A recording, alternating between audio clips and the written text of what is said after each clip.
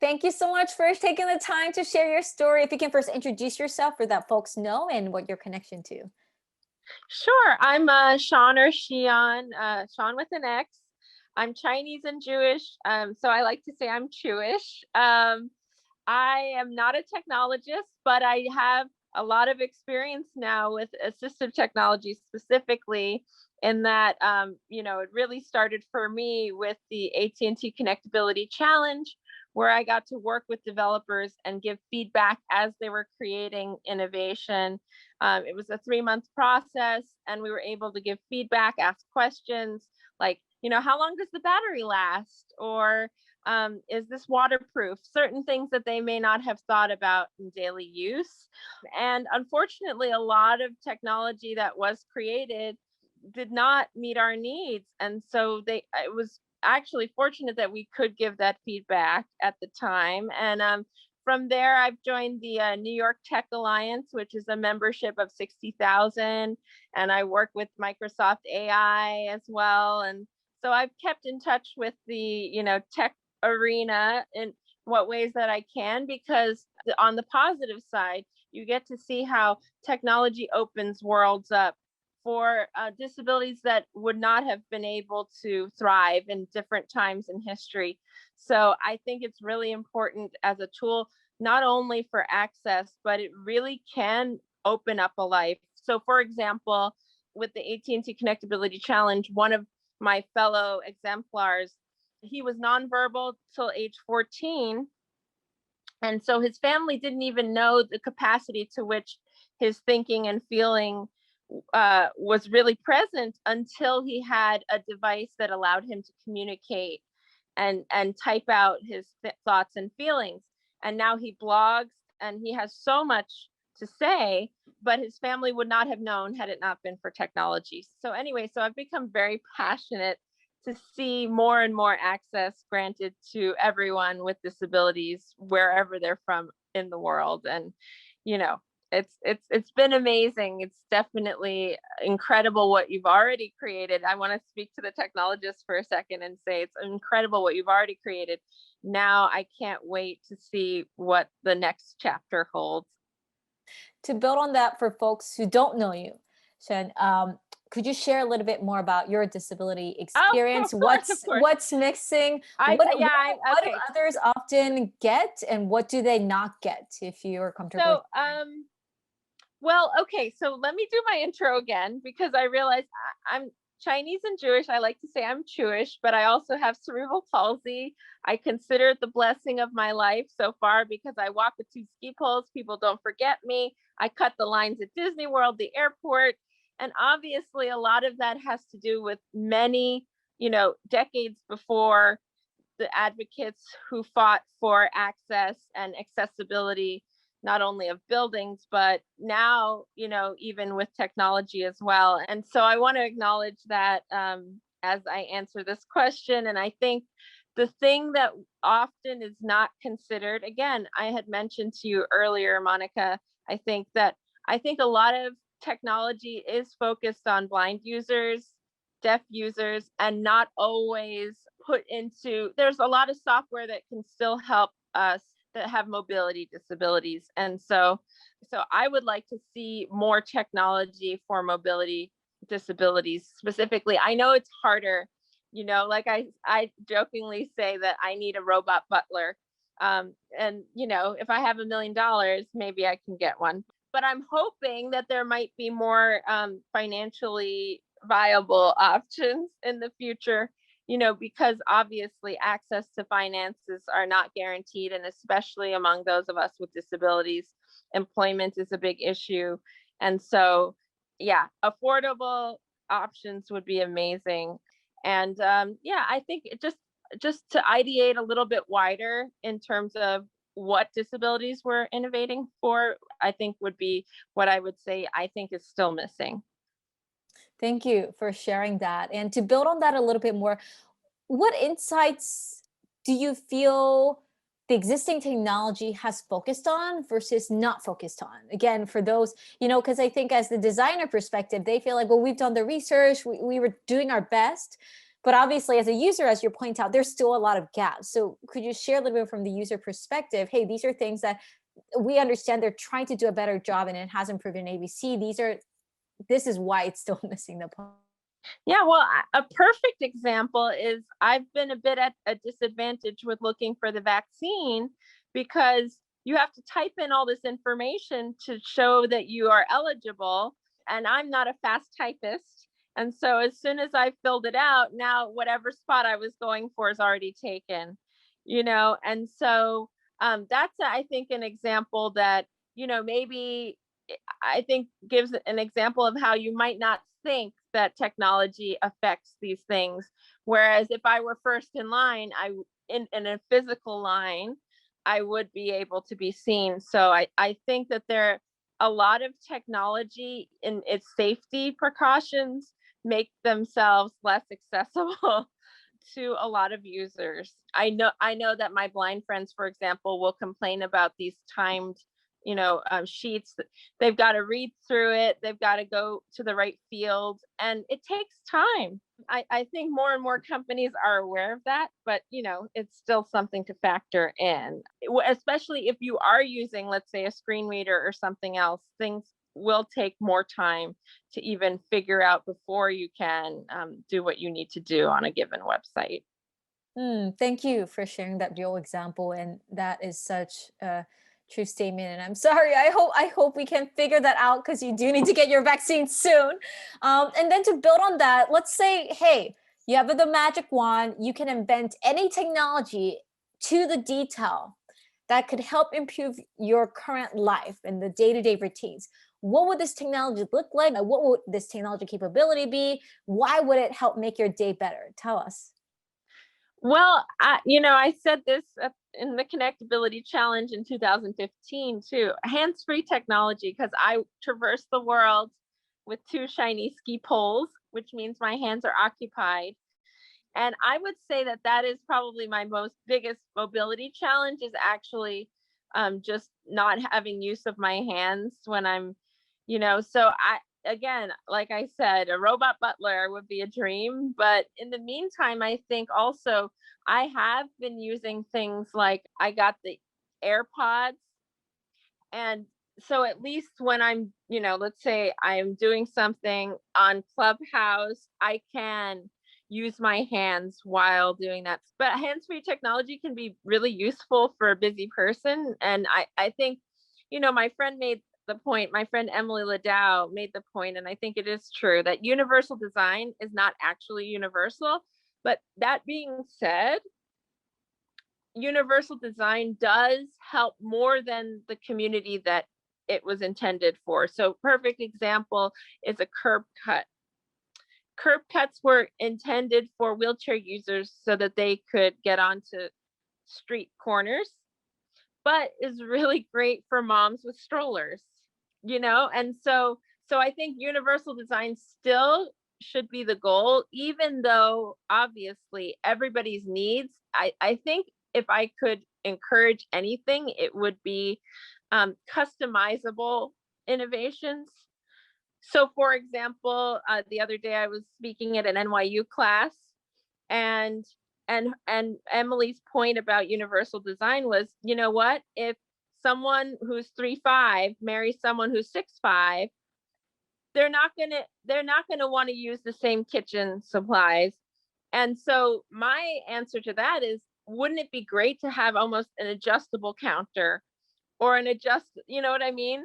Or an adjustable shower head that slides up and down according to height, something like that. And I think, yeah, I mean, the most effective technology is customized to the individual.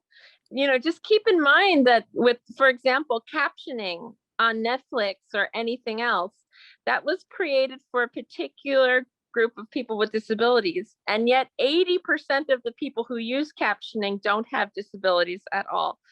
So, think about the fact that, as you are being customized and thinking about a specific population, there's so many more people that you can liberate in other ways. Or the fact that, for example, text, when we do voice to text, that's something that was created for parts of the disability community, and now everybody uses. So that's the beauty of universal design. Even if universal design, as my friend mentioned, is not exactly universal, you can still create so many things that make ripples and make a difference in terms of the way people live, to be more efficient, to be more connected to one another. And we need technology more than ever in times of COVID. We've seen this. If we didn't have that's another example of what's working, is thank God we had Zoom before this hit, so that we could use it when it did happen. And thank God we have ways that we can connect with each other when we have to be isolated. And the other thing, last thing I'll say, is to keep in mind that for many people with disabilities, COVID changed nothing. They were already home. They were already at risk. So I hope also that these times give us more empathy for the importance of access. You know, as we miss our loved ones, recognizing that many people are going through this right now and have been before COVID even hit. But I'm very hopeful for the future. And I think that this is the perfect time for AI. This is the perfect time for more innovation, more creativity, and to find ways to connect remotely. So it's very exciting times. So if there's some way for there to be a collective technology that takes into account individual needs, that would be fantastic to see. Thank you for sharing that. And particularly as we get into this May event, what do you hope that these diverse stakeholders keep into perspective, or perhaps also not forget? Well, you know, it's so interesting because in diversity and inclusion conversations, disability usually comes up last, if at all. And it's usually somebody with a disability that says, hey, by the way, what about us? But we're 1 in 4, according to the CDC globally. And so that's a huge consumer base, and that is a huge need base as well. And so with all that we've been talking about racial inclusion, about gender equality or equity, I think we need to bring disability to the forefront. So I think, of course, if you're here, you're thinking about disability. But keep in mind that disability doesn't only look like the blue accessibility sign. So it's not just somebody in a wheelchair. All right. There are people with mental health issues. There are invisible disabilities. You know, not everybody walks with ski poles, but there's plenty of cane users out there, right? And so if you can kind of widen, I had to do this myself. If you can widen your idea of what disability looks like, I think that is a really big, will help you in innovation, because I think it's not a one size fits all, but the bigger you can think, or the more specific you can get. Let's say you do create a technology that is only for a little person or only for one particular disability. As long as you're aware that there are other needs out there, that's great too. I think basically the wider you can think, but also the more laser-like you can think at the same time, the better. I hope that helps. I mean, that might be a little bit confusing because I'm kind of giving both pieces of advice, but I think, yeah, again, just accounting for the disabilities that are not necessarily what we're used to seeing on TV.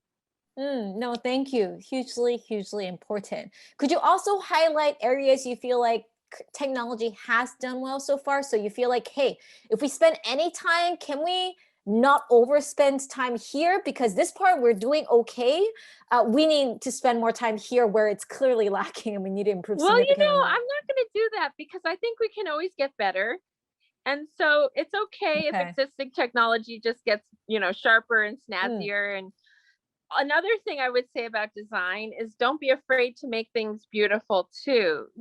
You know, people don't just want an Apple iPhone because it works well. There's a sexy factor. And so one other thing that I think people don't factor in, and this is true of architects as well, and many other, is the sexy factor. When I advocate for accessible fashion, I don't want just comfortable shoes. I want shoes that I can wear to a wedding, to a speaking engagement, and to a job interview. And I think technology works the same too. I remember Gus, my blind friend who worked with me on this AT&T Connect Ability challenge. There was this big contraption. It looked like almost like a football player's helmet. And he's like, look, just because I can't see it doesn't mean I'll actually, like, I still want to look good. Like, I'm not going to wear this big clunky thing outside. I'm sorry. No, that's just embarrassing and it's not going to happen. And like, it was great to hear that, because I think, sometimes we overthink about functionality, or we focus so much on the beauty, we forget to make it functional. So I want to marry the two. Let's marry the gorgeousness that innovation is about with the amazing functionality. That's what I I would say. Any final thoughts you want to add that I didn't ask you? Oh, well, I realized I didn't really answer your question. What I was going to say is there's definitely, like I had mentioned, I think mobility disabilities do get kind of thrown to the wayside in terms of certain kinds of software, because it's harder to design for mobility disabilities, maybe, or you have to think a bit wider, you know. But I do think, obviously there's great examples to answer your question about where it's really working. Again, I think for people who are nonverbal or have limited ability to verbalize, the technology that exists is wonderful. There's a great film I just saw about a woman with ALS, and part of the reason she's been able to live so well and so long is that she has a communication device that allows her, in the absence of her vocal cords, to be able to express her needs. And can you imagine if she didn't have that, what kind of life and what kind of connection do you have? It's I'm sure there's ways around it, but it's a much different life. And as I said to you, with my wonderful friend from the AT&T Connect Ability Challenge, when he got that device that allowed him to communicate with his family, it completely changed the way that he connects with the world. He's a blogger now. And so you have tremendous capability to change someone's life with what you make. And it's not just the sexy factor, even though that's important, but to realize that the wider you think, that the more access someone else that you don't even know will be impacted. And if you are focused on a particular community, I want to say, keep in mind that it may affect and may be useful for a completely different community that you hadn't been thinking about. And so that's the nice bonus, right? Is where it's like, oh, wait, this is great for these people too. So I think as long as you're trying to make people's lives easier, you're going to make more people's lives easier than you realize. Well, thank you so much for taking the time to share. I really appreciate it. We look forward to seeing you at the event, and we'll close this recording here. So thank you. No, thank you to you and everyone on this team. And I can't wait to see what's created. And I just want to say cheers, and you can do this. Yeah, and to be continued.